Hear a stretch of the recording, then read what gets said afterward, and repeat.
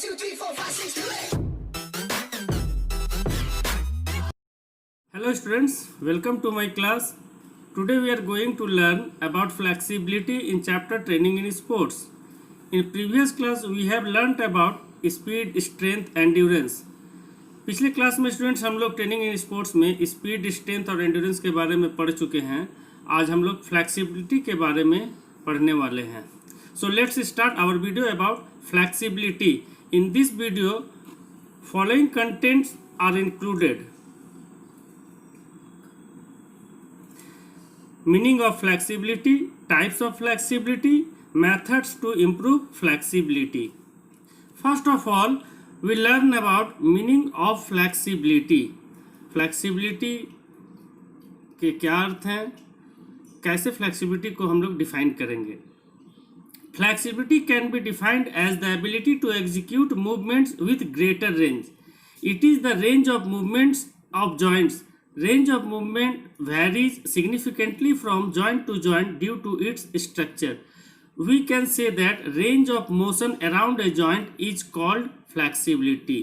जोड़ों में हलचल करने की जो क्षमता होती है, जोड़ों में फैलाव करने की जो क्षमता होती है, जितना रेंज होता है बॉडी में उतना ही ज़्यादा फ्लैक्सिबिलिटी दिखाई पड़ती है.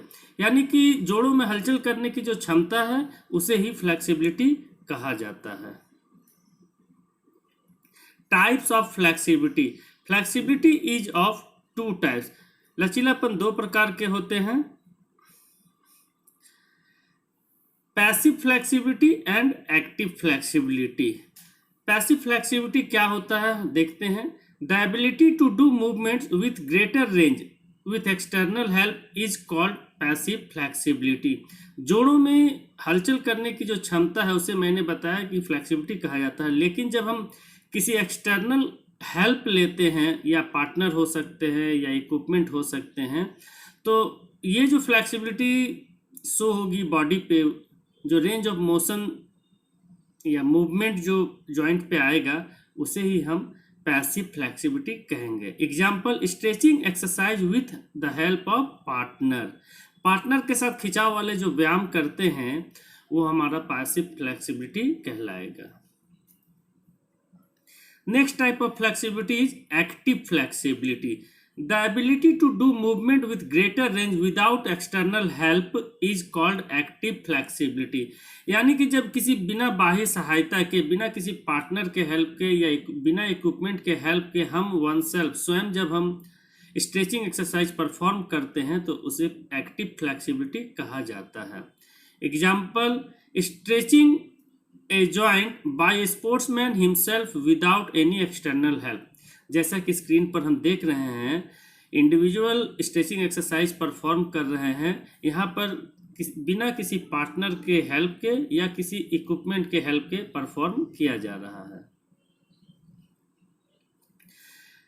अब हम लोग जो एक्टिव फ्लैक्सिबिलिटी स्वयं परफॉर्म करते हैं, यानी स्ट्रेचिंग एक्सरसाइज जब हम लोग स्वयं परफॉर्म करते हैं, तो ये एक्टिव फ्लैक्सिबिलिटी दो प्रकार के होते हैं, static flexibility and dynamic flexibility. Static flexibility is the flexibility perform from the stationary position.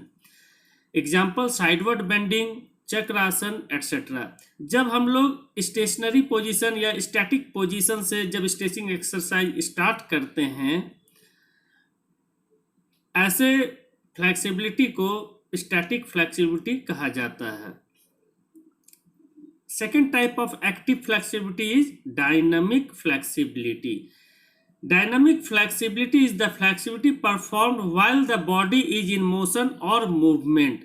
Movement में जब बॉडी हो या मोशन में बॉडी हो और हम लोग स्ट्रेचिंग एक्सरसाइज करते हैं तो ऐसे फ्लैक्सिबिलिटी को डायनामिक फ्लैक्सिबिलिटी कहा जाता है. Example, ground gymnastic. जिम्नास्टिक में फ्लोर एक्सरसाइज जब परफॉर्म किया जाता है तो बॉडी मूवमेंट में होता है, मोशन में होता है, और उसके बाद हम लोग जो है बॉडी पार्ट्स को स्ट्रेच करते हैं.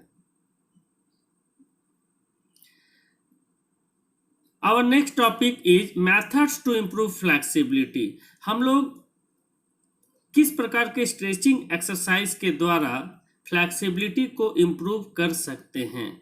इसमें पहला है ballistic method, second static stretching और slow stretch and hold method. Third, post isometric stretch.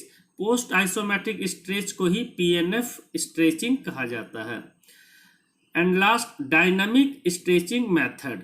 तो हम लोग देखते हैं कि ये जो एक्सरसाइज है स्ट्रेचिंग, कैसे इस स्ट्रेचिंग एक्सरसाइज को परफॉर्म किए जाते हैं। Ballistic method, this is perhaps the oldest method of doing stretching exercises. In this method, a joint is stretched rhythmically to its maximum range. The stretching movement is done with a swing, hence the name ballistic method.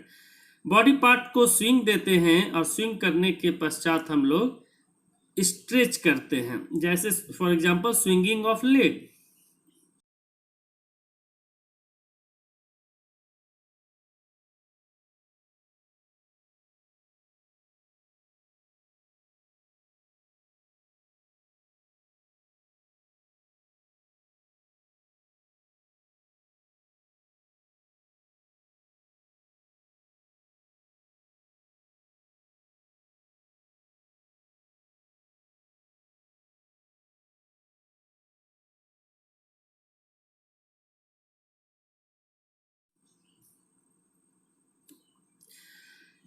Second method of improving flexibility is slow stretch and hold method or static stretching method. In this method, the joint is slowly stretched to the maximum limit and is held there for a few seconds before returning to the original position.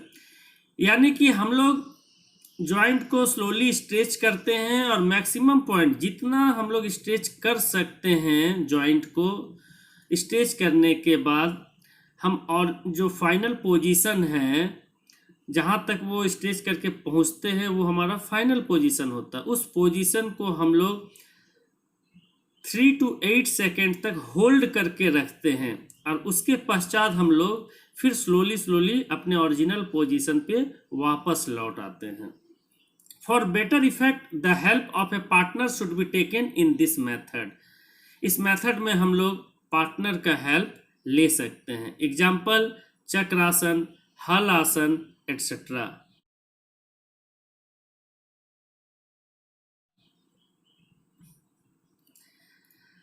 Next method is post isometric stretch. In the past few years, a new method of doing stretching exercises has evolved.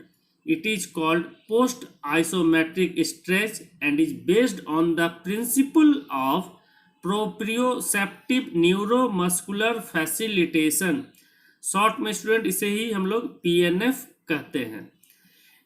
देखते हैं कि इस method में हम लोग किस प्रकार से स्ट्रेच करते हैं। In this method A muscle is first contracted isometrically for 6 to 7 seconds.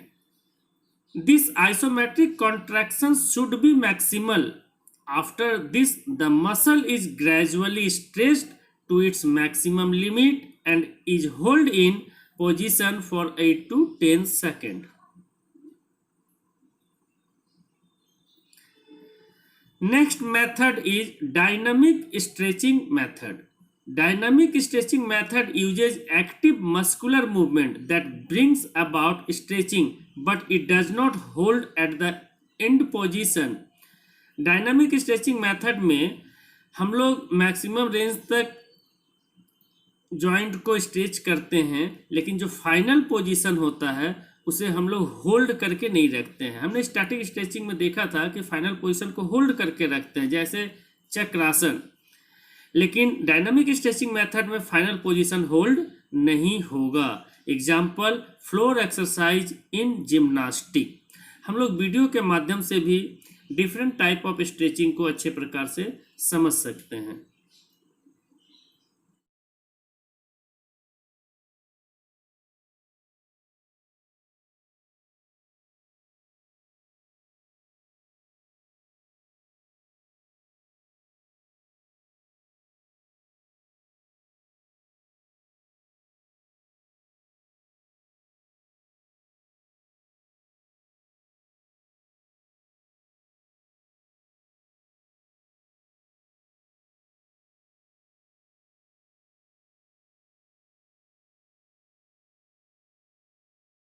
thanks for watching this video. Hope it is fruitful for you. Next video will come soon on coordinative ability. Thank you. Have a nice day.